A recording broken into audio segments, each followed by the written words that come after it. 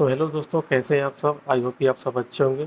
तो दोस्तों, अगर आपने भी पोलैंड के लिए अपना वर्क परमिट अप्लाई कर रखा है या अप्लाई करना चाहते हैं, पर आपको पता नहीं है कि पोलैंड का वर्क परमिट अप्लाई करने में कितना पैसा खर्च होता है, और आपका जो एजेंट है, जो आपका वर्क परमिट आ गया है, तो जब आप वर्क परमिट पे साइन करते हैं तो आपका ऑफिस वाला एजेंट या एजेंट आपसे क्या झूठ बोलते हैं, और जो आपको इंडिया में जो सैलरी बताते हैं, वो क्या आपको पोलैंड में उतना सैलरी मिलता है कि नहीं मिलता है, और आपको कितना सैलरी पे पोलैंड जाना चाहिए, और आपको कितना सैलरी सर्विस चार्ज दे के जाना चाहिए।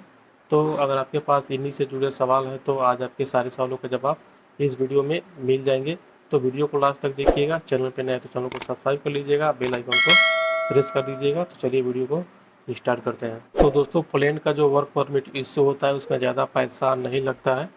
वर्क परमिट इशू होने में ज़्यादा पैसा खर्च नहीं होता है। अगर आपका पोलैंड का वर्क परमिट इशू हो रहा है तो उसमें 10 से 12 हज़ार रुपया लगते हैं, उससे ज़्यादा नहीं लगता है। लेकिन ये जितने ऑफिस और जितने एजेंट वाले हैं, ये वर्क परमिट के नाम पे आदमी लोगों से एडवांस में 50 से 60 या 1-1 लाख रुपया तक के लोग चार्ज कर रहे हैं कि आपका वर्क परमिट इशू हो गया है।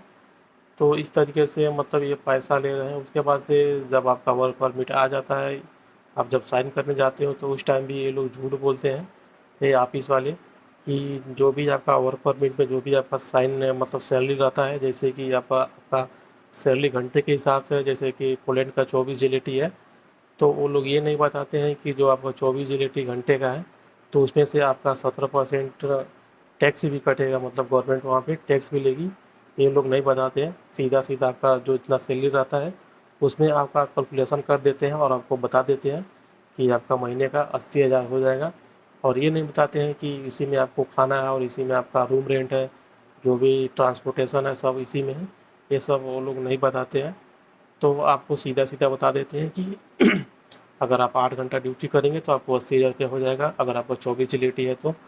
और इस तरीके से अगर आप 2 घंटा भी ओवर टाइम करेंगे तो आपका मतलब कि 1,10,000 1,20,000 हो जाएगा, ऐसा वो लोग बता देते हैं आपको।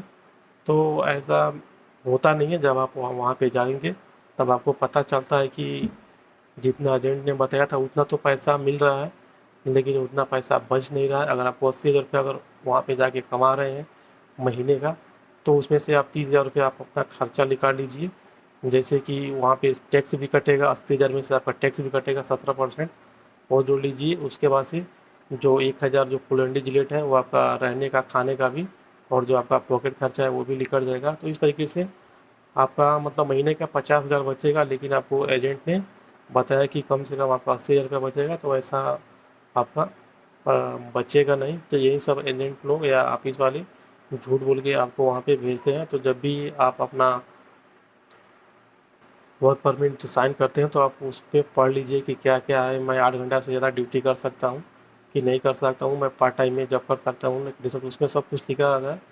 तो ये सब आप देख के ही मतलब अपना वर्क परमिट पे साइन करिए। उसके बाद से जब आपका वीज़ा स्टाम्पिंग हो जाता है, तो जब आपका फ़्लाइट होता है तो उस टाइम पूरा टोटल जो सर्विस चार्ज रहता है एजेंट का, वो रहता है 3 लाख से 4 लाख रुपया तक रहता है पोलैंड का जो सर्विस चार्ज है। लेकिन दोस्तों, हमने आपको बता ही दिया कि जो वर्क परमिट इशू होता है उसमें ज़्यादा पैसा लगता नहीं है, और टिकट का भी ज़्यादा पैसा नहीं लगेगा।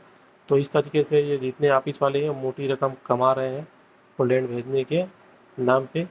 और कितना सैलरी पे पोलैंड जाना चाहिए, तो दोस्तों मेरे हिसाब से अगर आप किसी कंपनी में जाते हैं, उस कंपनी में आपका बेसिक सैलरी फिक्स रहता है, कंपनी के पास काम रहे या ना रहे, तो आपको 8 घंटे का अगर सैलरी मिलेगा तो उस तरीके से अगर, और कंपनी का फ्री फूड भी रहेगा और कंपनी का एकोमोडेशन रहेगा, तो अगर आपको 4 हज़ार पोलेंडी जिलेट मिलता है तो आपके लिए बेस्ट है, आप जा सकते हैं। क्योंकि आजकल जो भी पोलैंड का जो सर्विस चार्ज है बहुत ज़्यादा है। जैसे कि 3 से 4 लाख रुपये सर्विस चार्ज है। अगर आप 3 से 4 लाख रुपये सर्विस चार्ज दे के अगर पोलैंड जा रहे हैं, तो कम से कम जो आपका जो बेसिक सैलरी होना चाहिए वो 4 हज़ार से कम नहीं होना चाहिए पोलैंडी जिलेट। उसके बाद ही से आप, जब उसमें भी कंपनी का फूड होना चाहिए और कंपनी का एकोमोडेशन होना चाहिए, तो आप पोलैंड जा सकते हैं। नहीं तो अगर उससे कम सैलरी है तो फिर आपको दिक्कत होगा। आप 3 साढ़े 3 लाख रुपया भर के वहाँ पे जाके अगर आप महीने का 50 हज़ार कमाए तो कुछ पोलैंड जाके फ़ायदा नहीं है। उसके बाद से बात करते हैं कि कितना सर्विस चार्ज दे के जाना चाहिए। तो दोस्तों, सर्विस चार्ज की तो बात करूँ तो उतना सर्विस चार्ज दे के नहीं जाना चाहिए। आपको पोलैंड अगर जाना है तो आप 1 से 1.5 लाख रुपये दे के जा सकते हैं।